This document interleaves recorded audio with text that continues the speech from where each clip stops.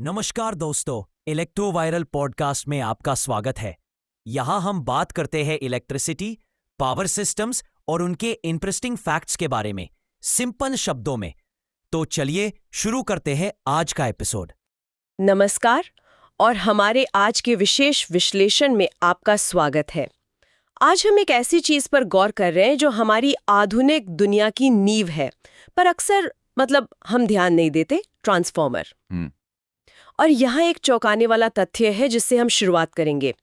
Transformer, आप सोचिए, 99% तक कुशल हो सकते हैं। हाँ, ये वाकई कमाल की बात है। बिल्कुल, लगभग कोई ऊर्जा बर्बाद ही नहीं होती। ये जानकारी हमें मिली इलेक्ट्रो वायरल पॉडकास्ट से, जो ऐसे इलेक्ट्रिकल विषयों को आसान बनाते हैं। तो हमारी आज की पड़ताल का मिशन ये समझना कि भाई अगर भौतिकी के नियम कहते हैं कि ऊर्जा हानि तो होगी ही, तो फिर ट्रांसफॉर्मर इतनी जबरदस्त दक्षता कैसे हासिल कर लेते हैं। ठीक है। तो चलिए इस इंजीनियरिंग के कमाल को समझने की कोशिश करते हैं। हाँ, ये सवाल बहुत दिलचस्प है और जरूरी भी है। देखिए, ट्रांसफार्मर सिर्फ वो बिजली के खंभों पर लगे डब्बे नहीं है। ये हमारे पूरे पावर ग्रिड की, बिजली प्रणाली की एक तरह से रीढ़ की हड्डी है। अच्छा। उनका मुख्य काम है वोल्टेज को बदलना, पावर स्टेशन पर वोल्टेज को बहुत ऊंचा करना ताकि बिजली कम नुकसान के साथ दूर तक भेजी जा सके, और फिर हमारे घरों और दफ्तरों के पास उसे सुरक्षित लेवल तक नीचे लाना। तो इस पूरी प्रक्रिया में उनकी दक्षता सीधे तौर पर असर डालती है कि कितनी ऊर्जा रास्ते में बेकार चली जाती है। तो जब हम कहते हैं 99% दक्षता, इसका मतलब क्या ये है कि इनपुट पावर का सिर्फ 1% ही लॉस होता है? ये तो सुनने में लगभग परफेक्ट लगता है। बिल्कुल, और यही बात इसे इतना प्रभावशाली बनाती है। सोचिए, एक बड़े देश के पावर ग्रिड में लाखों ट्रांसफार्मर्स लगे हो सकते हैं। अगर हर ट्रांसफार्मर थोड़ा सा भी, कुछ प्रतिशत ऊर्जा भी बर्बाद करे, तो कुल मिलाकर ये बहुत बड़ी मात्रा बन जाती है। ऊर्जा की बर्बादी और पैसों का भी नुकसान। इसलिए ये जो 98-99% की उच्च दक्षता है, ये सिर्फ कोई तकनीकी उपलब्धि नहीं है। ये ऊर्जा बचाने और हमें सस्ती बिजली देने के लिए बिल्कुल जरूरी है। ये उन छुपे हुए हीरोज में से एक हैं जो हमारे आजकल के जीवन को मुमकिन बनाते हैं। हाँ, ये बात तो समझ में आती है कि उच्च दक्षता क्यों जरूरी है। लेकिन वापस उसी मूल सवाल पर आते हैं, ये मुमकिन कैसे है? हम जानते हैं कि जब भी ऊर्जा एक रूप से दूसरे में बदलती है या एक जगह से दूसरी जगह जाती है, कुछ न कुछ नुकसान तो होता ही है, अक्सर गर्मी के रूप में। इलेक्ट्रोवायल पॉडकास्ट भी कहता है कि ट्रांसफार्मर में ऊर्जा की हानि होती है। तो फिर ये 99% वाला आंकड़ा, ये थोड़ा जादू जैसा नहीं लगता? नहीं, ये जादू नहीं है। ये असल में बहुत सोची समझी बेहतरीन इंजीनियरिंग का नतीजा है। हाँ, ट्रांसफार्मर में हानियां होती हैं, ये बात बिल्कुल सच है। लेकिन दशकों के रिसर्च और डेवलपमेंट ने इंजीनियरों को इन हानियों के जो मूल कारण हैं, उन्हें समझने और उन्हें कम करने के तरीके खोजने में मदद की है। अच्छा। इन हानियों को समझना ही एक तरह से इस उच्च दक्षता के रहस्य को खोलने की चाबी है। ये इस बात का सबूत है कि कैसे हम भौतिकी की सीमाओं को समझते हुए भी, उनसे निपटते हुए भी कमाल के नतीजे हासिल कर सकते हैं। ठीक है, तो चलिए इन हानियों पर ही गौर करते हैं। स्रोत यानी इलेक्ट्रोवायरल पॉडकास्ट ने दो मुख्य तरह की हानियों का जिक्र किया है।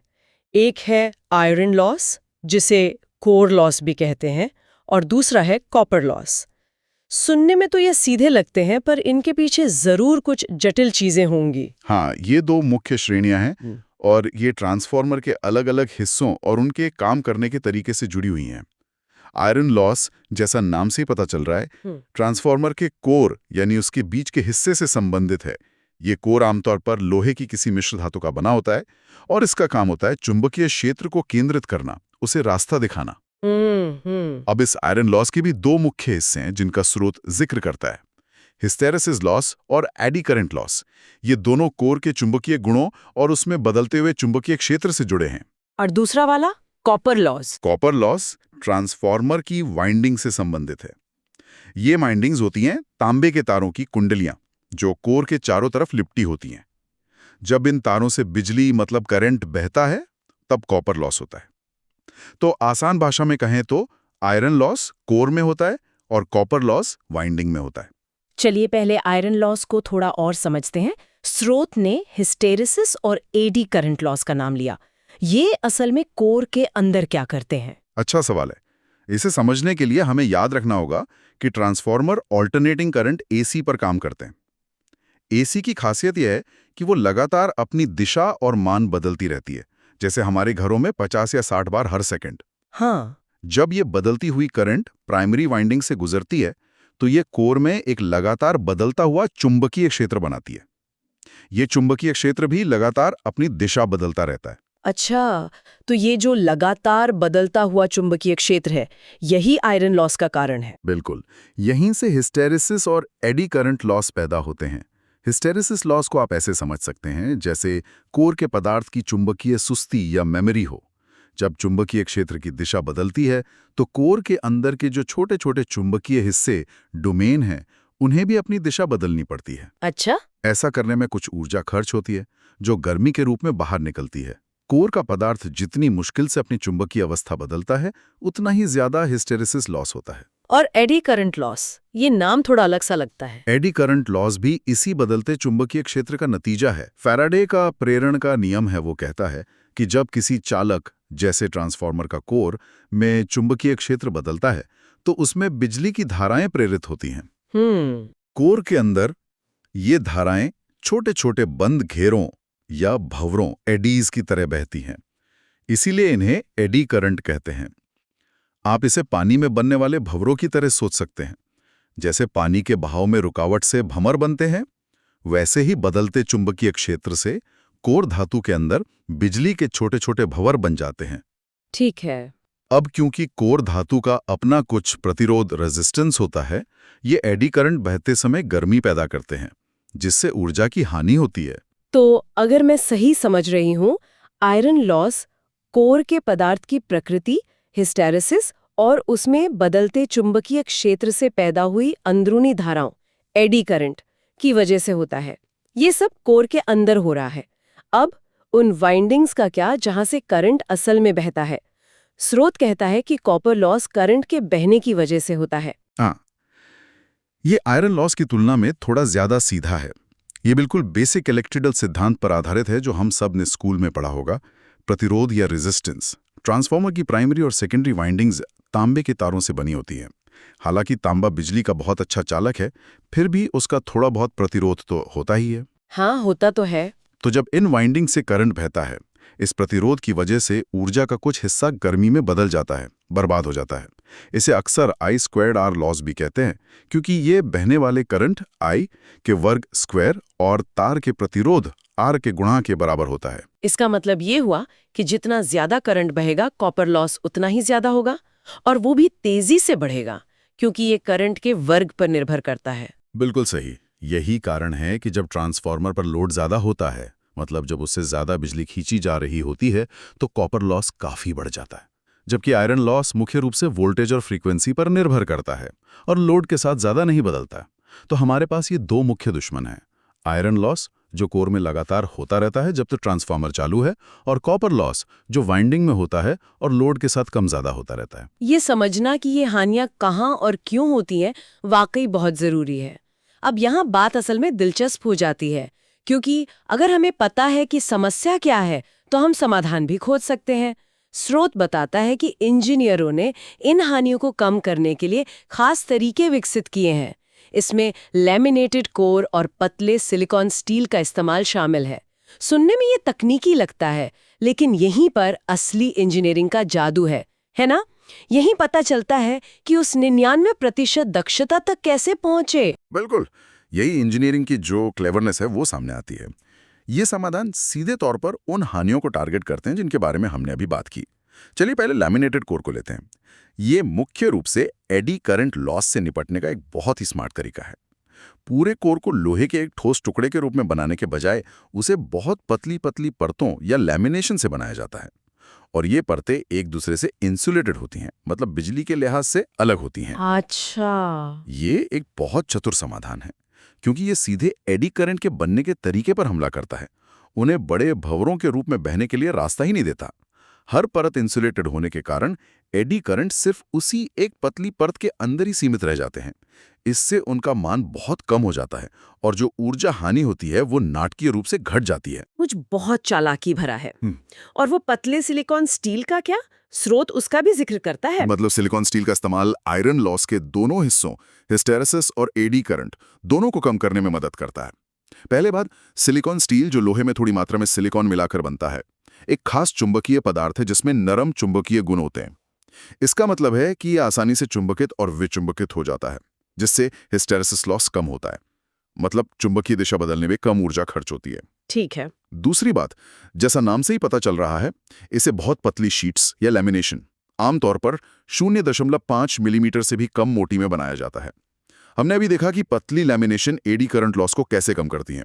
तो सही पदार्थ सिलिकॉन स्टील जो हिस्टेरेसिस कम करता है, और सही बनावट पतली लैमिनेशन जो एडी करंट कम करती है, का मेल आयरन लॉस को कम से कम करने का एक शक्तिशाली तरीका है। ये तो कमाल है। ऐसा लगता है कि इंजीनियरों ने हर तरह की हानि का विश्लेषण किया और फिर उसे कम करने के लिए मटेरियल साइंस और डिजाइन का बेहतरीन इस्तेमाल किया है। कोई ताजुब नहीं कि वे इतनी ज्यादा दक्षता हासिल कर पाते हैं। अच्छा, स्रोत ने दक्षता की गणना के लिए एक सूत्र भी दिया था, eta is equal to output power input power into 100। क्या आप इसे और आसान शब्दों में समझा सकते हैं कि हमें क्या बताता है? जरूर। ये सूत्र बहुत ही सीधा साधा है। ये बस ये मापता है कि ट्रांसफार्मर को दी गई कुल बिजली इनपुट पावर का कितना प्रतिशत उपयोगी बिजली आउटपुट पावर के रूप में बाहर निकल रहा है। मान लीजिए आप एक ट्रांसफार्मर में 1000 वॉट बिजली डालते हैं, ये इनपुट पावर हुई, और आपको दूसरी तरफ 985 वॉट बिजली मिलती है, ये आउटपुट पावर हुई। ठीक है। तो दक्षता होगी 985 divided by 1000 into 100 equals to 98.5%। वो जो 15 वॉट गायब हो गए, वे आयरन और कॉपर लॉस की वजह से गर्मी में बदल गए। तो ये सूत्र असल में ट्रांसफार्मर की परफॉर्मेंस रेटिंग है। ये बताता है कि वो अपना काम, वोल्टेज बदलना कितनी अच्छी तरह करता है, बिना ज्यादा ऊर्जा बर्बाद किए। ये बहुत स्पष्ट है। और जैसा कि स्रोत और आपने पहले बताया, असल दुनिया में बड़े पावर ट्रांसफार्मर की दक्षता वाकई 98-99% या उससे भी ज्यादा हो सकती है। ये आंकड़ा अब जब हम हानियों और उन्हें कम करने के तरीकों को समझ गए हैं तो और भी ज्यादा प्रभावशाली लगता है। हाँ, बिल्कुल। और अब अगर हम इसे बड़ी तस्वीर से जोड़ें, जैसा स्रोत ने इशारा किया था कि ट्रांसफार्मर पावर सिस्टम की रीढ़ है, तो यही असाधारण उच्च दक्षता है जो उन्हें ये भूमिका निभाने लायक बनाती है। जरा सोचिए कि अगर बिजली बनाने वाले स्टेशन से आपके घर तक बिजली पहुंचाने वाली हर कड़ी में 5-10% ऊर्जा नष्ट हो जाती, तो आखिर तक बहुत कम बिजली बचती और बिजली का बिल बहुत ज्यादा होता। हाँ, बिल्कुल। और कम होता है, और फिर उसे हमारे इस्तेमाल के लिए सुरक्षित वोल्टेज तक ला सकें, और इस पूरी प्रक्रिया में कम से कम ऊर्जा बर्बाद हो। ये पूरे ग्रिड को व्यवहारिक और किफायती बनाता है। ये सचमुच में हमारी आधुनिक सभ्यता का एक गुमनाम पर बहुत मजबूत स्तंभ है। तो इस सब का क्या मतलब है? हमने इलेक्ट्रोवायल पॉडकास्ट से मिली जानकारी के आधार पे ये समझा कि ट्रांसफार्मर इंजीनियरिंग का एक अद्भुत नमूना है जो आश्चर्यजनक रूप से 98-99% तक कुशल हो सकते हैं। ये शानदार दक्षता इस बात के बावजूद हासिल की जाती है कि उनमें आयरन लॉस, जिसमें हिस्टेरेसिस और एडी करंट लॉस शामिल है, और कॉपर लॉस जैसी भौतिक हानियां होती हैं। लेकिन चाबी ये है कि इन हानियों को कैसे कम किया गया है। लैमिनेटेड कोर का इस्तेमाल करके एडी करंट को रोकना और खास सिलिकॉन स्टील मटेरियल का इस्तेमाल करके हिस्टेरेसिस लॉस को कम करना, साथ ही पतली लैमिनेशन का इस्तेमाल करना जो दोनों में मदद करता है। ये सब डिजाइन और सामग्री के चुनाव का खेल है। बिल्कुल सही कहा आपने। ये सिर्फ पुर्जों को जोड़ना भर नहीं है, बल्कि ये भौतिकी के सिद्धांतों की गहरी समझ और उन सिद्धांतों को असलियत में उतारने के लिए चतुर समाधान खोजने का नतीजा है। ये दिखाता है कि कैसे टारगेटेड इंजीनियरिंग कोशिशों से हम प्राकृतिक सीमाओं के बहुत करीब का प्रदर्शन हासिल कर सकते हैं। हर बार जब हम बत्ती जलाते हैं या कोई उपकरण इस्तेमाल करते हैं, तो हम चुपचाप इन कुशल मशीनों के काम का फायदा उठा रहे होते हैं। ये वाकई में सोचने लायक बात है कि कैसे साधारण दिखने वाले डब्बे इतने परिष्कृत, इतनी सोची समझी इंजीनियरिंग का प्रतीक हैं। और ये हमें एक दिलचस्प विचार के साथ छोड़ देता है जिस पर आगे सोचा जा सकता है। हमने देखा कि दक्षता अविश्वसनीय रूप से ज्यादा है, लेकिन क्या यह हमेशा मुमकिन या व्यावहारिक होता है कि दक्षता को और भी बढ़ाया जाए? यहाँ ये सवाल उठता है कि ट्रांसफार्मर डिजाइन करते समय लागत और दक्षता के बीच क्या संतुलन साधा जाता है? क्या कभी-कभी थोड़ी कम दक्षता वाला लेकिन काफी सस्ता ट्रांसफार्मर बनाना ज्यादा प्रैक्टिकल होता है, या फिर ऊर्जा की बचत लंबे समय में हमेशा बढ़ी हुई लागत की भरपाई कर ही देती है? ये सोचने पर मजबूर करता है कि इंजीनियरिंग सिर्फ तकनीकी परफेक्शन के बारे में नहीं है, बल्कि असल दुनिया की बाधाओं और जरूरतों के तहत सबसे अच्छा समाधान खोजने के बारे में भी है। तो दोस्तों, ये था आज का एपिसोड इलेक्ट्रोवायरल पॉडकास्ट का। अगर आपको ये जानकारी पसंद आया हो तो चैनल को सब्सक्राइब कीजिए और वीडियो को शेयर करना ना भूलें। जुड़ते रहिए इलेक्ट्रोवायरल के साथ, क्योंकि यही मिलेगी आपको इलेक्ट्रिसिटी से जुड़ी सही और यूजफुल नॉलेज। फिर मिलते हैं अगले एपिसोड में, तब तक के लिए नमस्कार।